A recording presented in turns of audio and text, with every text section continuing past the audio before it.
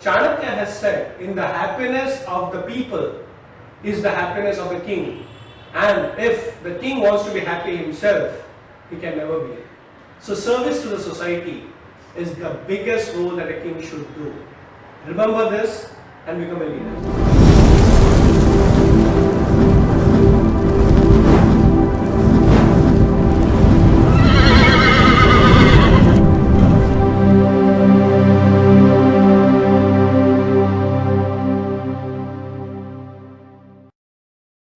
Namaste. So I'm Smita Jaikar. I'm back again with Dr. Radhakrishnan Pillai. He's one of my very favorite ones, and now he's become a great friend. And I love the knowledge that he has. I've yet to meet somebody who has so much knowledge and talks on every aspect of life. Just because, as famously known, I always say, the incarnate of Chanakya. So Sara Andar hai, he's written 15 books, out of which 2 are for children, and the third one for the children books is on the way. You've written it already, sure, right? It has to be published. So great. So I'm here with the next question about Chanakya is, what is Chanakya's take on wealth? How is it related to success? Do we have to be wealthy to be successful? Thank you so much. This is something that we should debate, discuss and accept, that being wealthy is good. Yeah, lots of people have this misconception that if you're spiritual, you should be poor. ऐसे कैसे हो सकता है? Because unless I have it, I can't give it to you. And Chanakya wrote Arthashastra. हाँ. Probably that's why he's called as a practical strategist along with being a spiritual strategist. Please understand this, wealth is a minimum requirement to live in this world. Okay? So whether you want to buy a food or you want to buy a house or buy clothes, roti kapda makan, everything starts with money. In fact, one of my business teachers told me something very nice. You don't take financial decisions. In fact, all decisions are financial. Oh? How? You don't take financial decisions. All decisions are financial. So suppose you want to go in a rickshaw or a car or walk it down, it depends on whether you can afford to go for a rickshaw or a car. That's how you decide. Yeah. I can't afford, so I'll rather walk. I can't afford to go in a car, Ola, Uber, I'll rather take a Kali Pili. So somewhere the human mind understands things that, do I have it, money to spend it? Correct. So when you go into a shopping mall, back of your mind you are actually calculating. Correct. It may be at 500 or a 50,000 rupees dress. That doesn't matter. Yeah. You always look at it. So coming back to the point, Chanakya created a country and the whole process is given in the Arthashastra, which was wealthy. So Bharat सोने की चिड़िया थी, उसका एक process भी है. Oh. So wealth is success, no doubt about it. But remember one thing, don't define your success with only wealth. But wealth is only money? Not at all, ma'am. So money is just one transactional method of wealth. So let me give an example. In the olden days, the definition of wealth was very different. For example, if you had a lot of cows and lands. That was wealth. As you say, the Kisan, during the older days, Zamindars, the wealthy people. Later on, it means how much bank account you have, how many shares of the companies you have. But today, you will be surprised, in this millennial generation, there is a new form of wealth called as IPR. Intellectual property rights. Oh, yes. So let's not forget it. Wealth also can be defined from generation to generation separately. So if you got, a few crores lying in your bank, it's okay, but I got IPR and intellectual property. So look at, the films and movies, or if you look at the scientific development world or the medical industry, they have certain intellectual property. It could be copyright, it could be patenting. The artist world, if you look at it, so today YouTubers are making huge money, or if you look at singers, how does it happen? So wealth is not just money, it's something that you created and you want to own it. But remember one thing, the real wealth is actually a swadharma, what you're good at. Find out what you're good at, make your profession around it. And you'll be surprised, wealth will come to you. So if you're a cricketer, good, focus on it, become Sachin Tendulkar, wealthy and also successful. But इसमें तकदीर नहीं आता है थोड़ा सा destiny? बहुत ज़्यादा आता है. तो मतलब I may be good at cricket, but Sachin Tendulkar, not everybody can be. In fact, that's the reason why real wealthy people also know to give back to the society. There you go. पुण्य कमाते जाओ. And in India, if you want to understand Indian philosophy, Indian culture, it is not connected to one birth alone. If you are born in a rich family, what did you do in this birth? Correct. What's your punya? So I have met thousands of rich people, thousands. They have a target of giving back to the society. So no person is wealthy Yeah. before they understand the concept of charity. Correct. And charity is not giving somebody, हाँ, बेचारा दान भिखारी को देना, ना दीन भाव से देना. It's your duty to give back so that you can accumulate merits and punya, which actually makes you wealthy. So what you're saying is absolutely right. Sometimes the law of karma also makes you wealthy. So it is important to understand. मतलब I didn't holistically. get that. How does the law of karma? Absolutely. So if you're given a lot, you accumulate punya, and the next birth you are actually born in a rich family. Correct. Okay. हाँ. So it is very important to understand wealth from a spiritual side.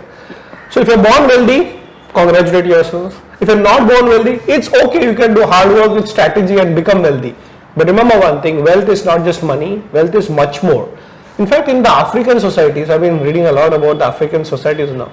They believe that the wealthy person is the one who has got maximum people who attend his funeral. So he's actually considered, yeah, because a lot of people came to his funeral. मतलब मरने के बाद भी इतने लोगों का उन्होंने कुछ अच्छा करके गया. Wow. In fact, I have been reading some of the African societies. It said that a wealthy person is the one, according to them, on his funeral when he dies, how much people come to you in your funeral. So that's how you know how wealthy he is. Yeah, that With is the number of people who attend this funeral. Oh my God. So that's wealthy. Wow. So it's important to understand that wealth also has various dimensions to it. It's not just money lying in the bank. You may be very comfortable in a big house, but you may be actually miserable Internally. internally. Correct. Exactly. So there are many types of wealth. In fact, I've written a book called Chanakya and the Art of Getting Rich. Please guys read that if you want to become rich and wealthy. Wealthy. हाँ. So there are many types of wealth. So one which we generally talk about the physical wealth, that I have in a bank, I've got a property which can be seen. But there is something called as mental wealth, and I'm not talking about mental health. What does a mental wealth mean? Suppose you are very emotionally evolved. So I'll tell you, you have a lot of people coming around with sharing your ideas, thoughts, feelings. Spiritual gurus have that. They're very wealthy emotionally. They can actually connect to you very easily. So when you actually sit in a satsang, maybe that spiritual guru, he or she would be sitting, but there will be hundreds of people. Correct. But each person feels that the guru is speaking to me. Yes. Isn't that a wealthy person? Wow. Yes. So that's mental. And of course, the wealth that I love the most is intellectual wealth. I read a lot, and I think all of us should never take education for granted. Watching this video is also making you wealthy intellectually. And it's important to keep studying, reading books, and also to connect with vidwans and learn from them. If you want to be a good businessman, you should actually associate with more successful businessmen. Correct. So intellectually you have to be wealthy. And my favorite is, of course, is also spiritual wealth. That is my favorite too. And what does spiritual wealth mean? Actually, in the Indian culture it is said, earn with 100 hands, but give back with 1,000 hands. So spiritual wealthy people are not, miser. They believe in the law that if I give, it comes back to you. Absolutely. Give and it will come back to you. That is the law of the nature. So spiritually wealthy means you're not attached to your wealth. Saying that, okay, आया गया ठीक है और आएगा. तुमने कमाते रहो, अपना काम करते रहो. Correct. It's very important to develop all types of wealth, not just physical wealth or even intellectual property, but mental, intellectual, and spiritual wealth. Spiritual is the topmost. Absolutely. And if you look at success, if you've got all the four, you are wealthy and successful. And that's what we all should aim for. Yeah, so coming back to Chanakya. Yeah. So, according to Chanakya, wealth and success is all these four that you mentioned just now? Absolutely. In fact, in the Arthashastra, if you look at it, you have to be wealthy, only then people will respect you. So if you are a powerful, wealthy person, a king, if his economy is not in place, what are we doing with, so-called developed economies, many countries? Yeah, but as you mentioned these four types of wealth. Suppose he's not a king. Suppose somebody who's a spiritual wealthy person. Or a mentally wealthy person, as you said. Yeah. So, then he's not considered wealthy? He is, in fact, he's more respected than the king. Raja se bhi bada Rajguru. Rajguru, correct. So who is more respected? Not just the wealthy. So let's say a king has got a lot of wealth. In fact, I'll tell you something very surprising. You will start wondering when you start studying Chanakya that king need not be wealthy. It is a business community that is wealthy. They are wealth creators. Okay. In fact, राजा व्यापारी नहीं बनना चाहिए. अगर राजा व्यापारी बन गया तो problem है. So actually, if you look at the social hierarchy, the businessman should create wealth. The king should manage the wealth for everyone. And one step ahead of the king is actually the Rajaguru or the Acharya, the teachers. They are the most wealthy people. But they may not have physical, but they can actually command and say, "Mujhko itna paisa chahiye," the wealth will come to them. Look at all spiritual organizations. Yes. They create wealth with the thought, Yes. sankalpa. Yes. So what is important is that Correct. it's important to understand Chanakya created saying that the teaching community, the scholars, the intellectuals, the acharyas are actually the one who own the whole world and manage through the kings and the businessmen. Wow, thank you. This was fantastic. So, guys, wealth is not just money, accumulation of money and hoarding of money. Yeah. Wealth is so many these four factors which Dr. Pillai just now explained to us, and think of wealth from those terms, not just keeping money and keeping it to yourself. It's of no use. And this strategy of what you give, you will receive back 1,000 times must be there always at the back of your mind. So that was fantastic, Dr. Pillai. Thank you very much. Stay tuned. We are going to do a lot of episodes with Dr. Pillai because there's a huge knowledge over here, sitting here right in front of me, and I can't let him go because there's so much that I myself would like to learn from him.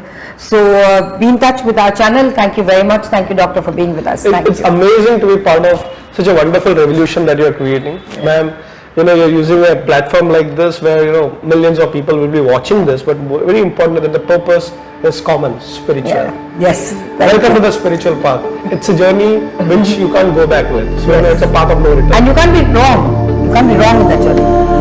Thank you. Thank you.